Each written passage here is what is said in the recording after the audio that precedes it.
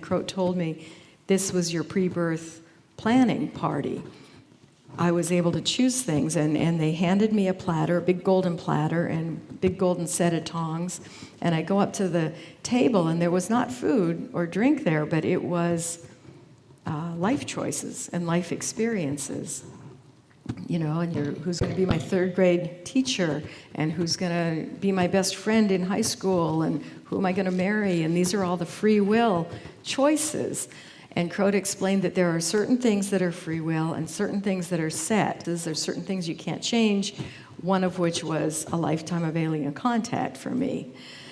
So I got to choose other things, but not that. Also, as I went around the table, I was choosing a lot of difficult things for this lifetime.